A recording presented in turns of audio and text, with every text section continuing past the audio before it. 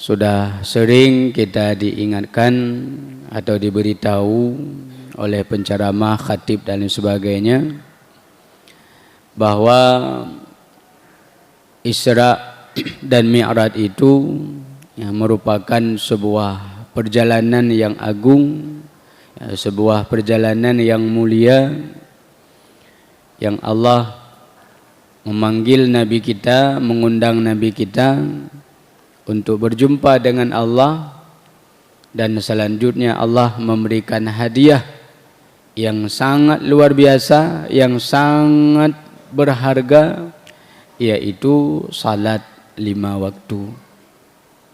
Berbeda dengan ibadah yang lain yang Allah turunkan kewajibannya atau perintahnya melalui malaikat Jibril. Sedangkan salat langsung Nabi yang mengambilnya. Ini menandakan bahwa salat itu sebuah ibadah yang sangat penting, yang sangat besar pahalanya di sisi Allah Subhanahu wa taala.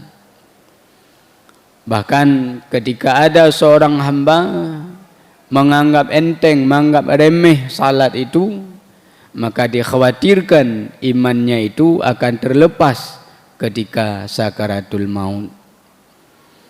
Maka ada ulama menyimpulkan 4 penyebab orang meninggal su'ul khatimah. Urutan yang pertama, tarkus salah. Orang atau pekerjaannya meninggalkan salat, atau tarikus salah, orang yang meninggalkan salat.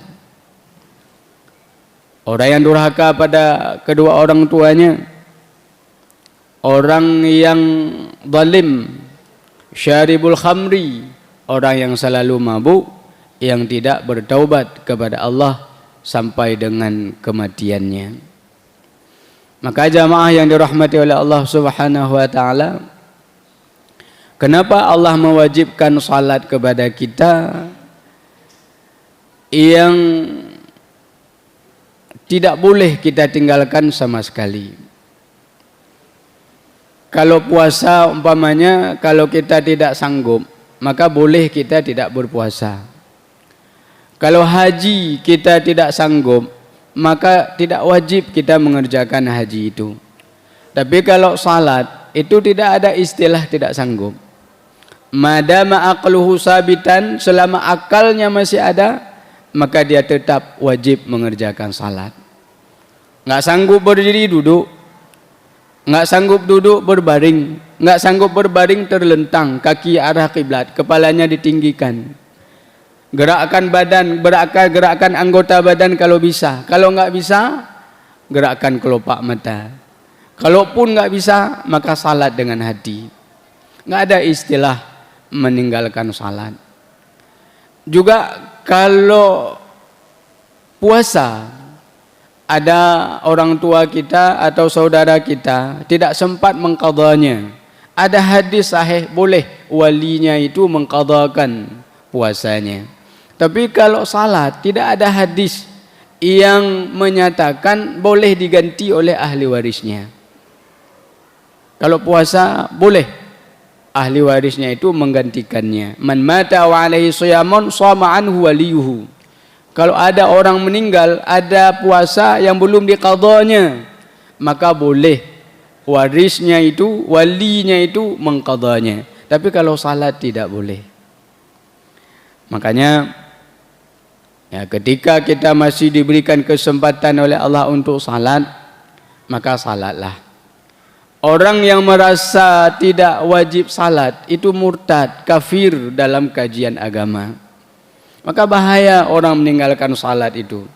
Kalau kita umpamanya terlewatkan waktu salat, ada merasa bersalah kita, berarti kita masih bagus. Lalu kita melakukannya. Kata Nabi, man nama au nasiya salatan falyusalliha idza dzakaraha la kafarata illa dzalika. Dalam hadis muttafaq alaih, hadis Bukhari Muslim, kata Rasulullah, barang siapa yang lupa, enggak teringat kita, lupa kita, Lalu setelah masuk waktu lain teringat, ternyata zuhur tadi nggak ada. Atau kita tertidur, terlewatkan waktu salat, maka kata Nabi, fal yusalliha idza dzakaraha, maka hendaklah dia salat ketika dia teringat, hendaklah dia salat ketika dia bangun. La kafarata illa dzalika, itu yang kita garis bawahi. Enggak ada tebusan lain kecuali itu.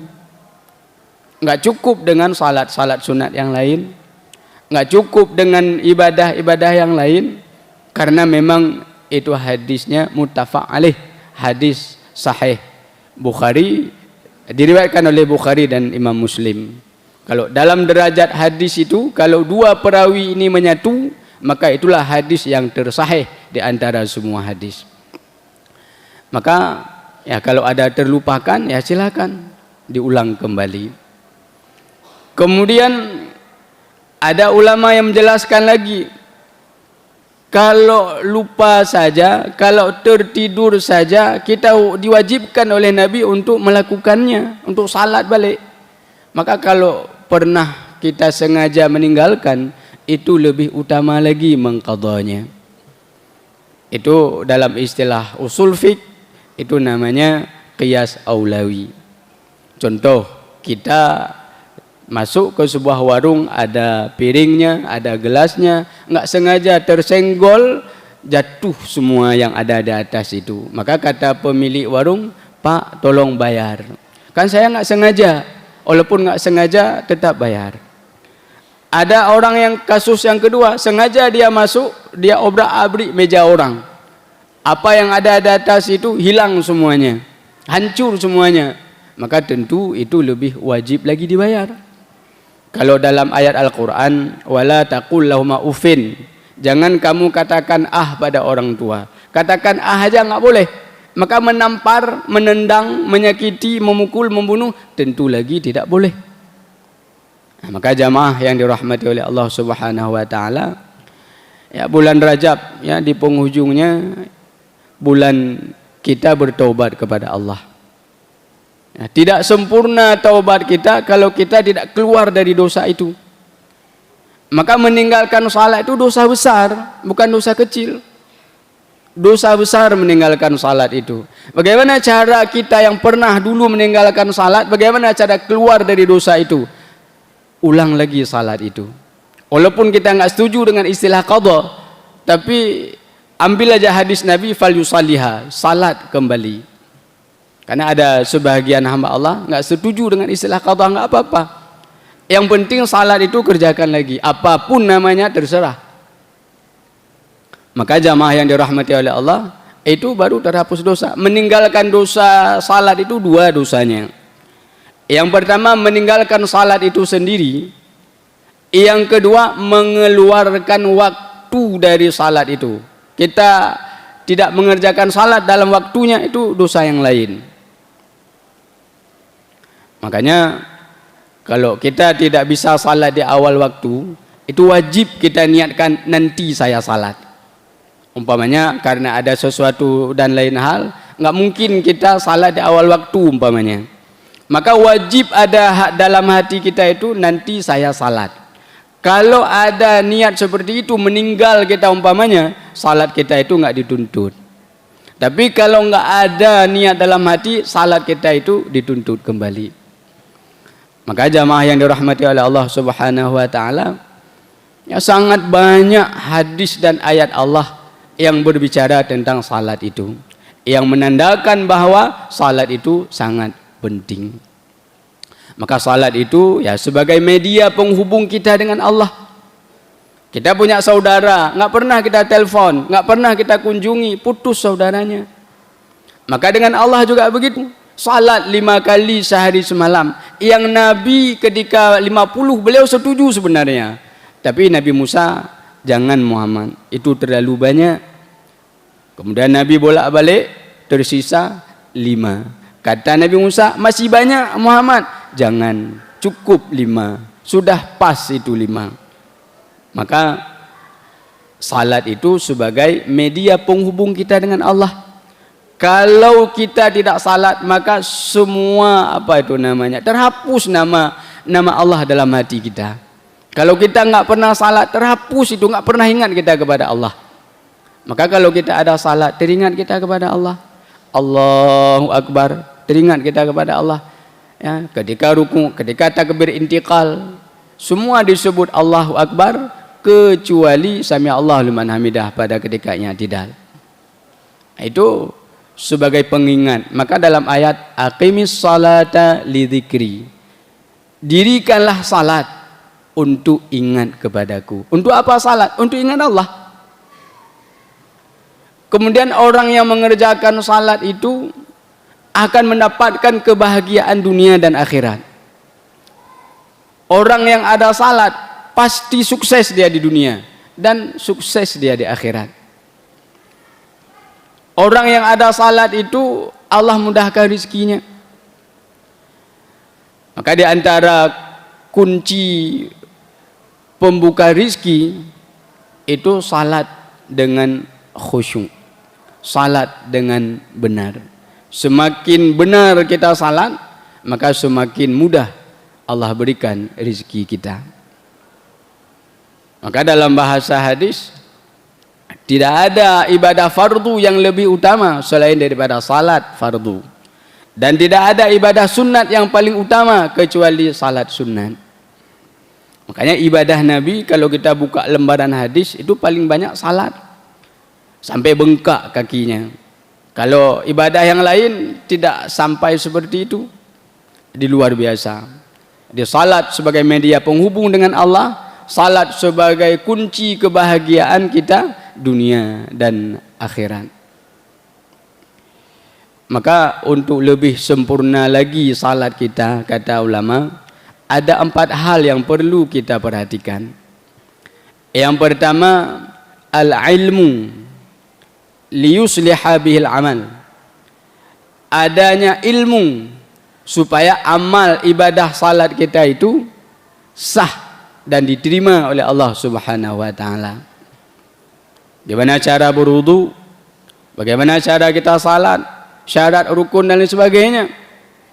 Ada orang yang dengan mata kepala saya tengok tapi saya enggak menenggurnya untuk ilmu saja. Sudah 50-an. Ketika wudu itu tidak sampai, ketika dibasuh tangan tidak sampai ke siku. Dua-dua sikunya enggak sampai, tapi saya enggak menegur karena takut tersinggung orang itu. Tapi menjadi ilmu bagi kita. Banyak orang yang belum benar cara berwudunya. Banyak orang yang belum benar cara salatnya. Maka itu wajib kita pelajari. Wajib kita baca kalau enggak mau datang ke tempat kajian ilmu. Maka man amila bila ilmin a'maluhu mardudatun la tuqbalu, kata Syekh Ibn Ruslan. Orang yang beramal tanpa ilmu, maka amalnya itu ditolak. Orang salat enggak ada ilmu, salatnya itu enggak diterima. Yang kedua, ketika kita beribadah kepada Allah khususnya salat, maka harus ada tawakal di dalam hati kita. Apa itu tawakal? Percaya penuh kepada Allah bahwa Allah sudah mengatur rezeki kita. Enggak lama salat itu, 5 menit atau 7 menit lah paling lama. Yang lainnya boleh kita pakai untuk cari rezeki. Tapi ada sebagian hati orang nggak bisa melepas dari keduniaan yang sedang dia jalani itu. Terikat. Mana terikat, nggak nyaman hati, pingin cepat selesai. Kalau mau salat itu 2 menit selesai, berangkat bangun terus. Makanya perlu ada tawakal. Apa tawakal? Ya Allah, saya salat, engkau suruh. Engkau suruh salat dan engkau jamin rezeki itu engkau yang memberikannya. Maka nyaman hati kita ketika kita mengerjakan salat itu. Yang ketiga, butuh as-sabru, butuh sabar dalam hati kita. Kita harus memiliki kesabaran. Salat itu enggak mudah. Kalau mudah banyak orang salat. Inna salata lakabiratun illa 'alal khashi'in. Salat itu sungguh berat itu, kecuali orang-orang yang udah biasa. Khusyuk itu dimaknai, ditafsirkan dengan mudawimin. Orang yang biasa mengerjakan salat. Kalau sudah biasa enggak berat, tapi kalau enggak biasa berat. Makanya salat itu kalau sudah ada jangan tinggalkan. Kalau sudah ditinggalkan berat untuk memulainya. Coba tanya sama orang nggak salat itu, berat itu. Kita yang udah biasa salat nggak berat? Kenapa nggak berat? Udah biasa. Makanya kalau umpamanya terasa berat, ya terasa susah mengerjakan salat, sabar. Apa makna sabar? Jalani terus dalam keadaan berat itu. Beratnya bukan berat angkat beban, tapi berat nafsu untuk kita ajak dekat dengan Allah Subhanahu wa taala. Kemudian yang terakhir, harus ada ikhlas ketika kita mengerjakan ibadah salat itu. Ikhlas dalam kaitan dengan salat itu ada dua maksud. Yang pertama, ikhlas itu artinya kosong. Kosong dari yang lain kecuali hanya Allah Subhanahu wa taala. Khusyuk kita, ingat kita kepada Allah. Kenapa perlu ikhlas? Liyanalu bihil ajra, supaya dapat pahala. Semakin ikhlas kita salat, semakin besar pahala yang akan kita dapatkan. Semakin khusyuk kita, semakin besar pahalanya. Maka ijma' ulama, ketika kita takbir Allahu Akbar itu wajib khusyuk di situ. Wajib ingat Allah di situ. Kalau enggak ingat Allah, enggak sah salatnya. Yang lainnya itu sunat kata ulama. Tapi dianjurkan kita ketika membaca wajah tu wajihiyah dan seterusnya khusyuk. Ketika membaca ihdinas siratal mustaqim dan seterusnya itu khusyuk. Ketika kita membaca syahadah asyhadu an la ilaha illallah wa asyhadu anna muhammadar rasulullah itu diusahakan untuk khusyuk. Maka kata Nabi dalam hadis, salat itu tidak ditulis 1/6, tidak ditulis 1/7, wa innama yuktabu ma'aqila, ditulis pahalanya sesuai dengan konsentrasinya di dalam salat itu. Berat tapi kita usahakan. Kemudian makna ikhlas yang kedua, kita salat ini bukan karena orang, bukan karena dipuji oleh orang, bukan karena orang, bukan karena yang lain, bukan karena ini, bukan karena itu, tapi lillahi ta'ala. Maka kalau yang seperti itu kita kerjakan, maka kita akan mendapatkan pahala dari Allah Subhanahu wa taala. Mudah-mudahan Allah jadikan kita semua sebagai hamba Allah yang selalu mengerjakan salat sampai dengan akhir hayat kita. Mudah-mudahan kita semua meninggal dalam keadaan dicintai oleh Allah, husnul khatimah. Amin ya rabbal alamin.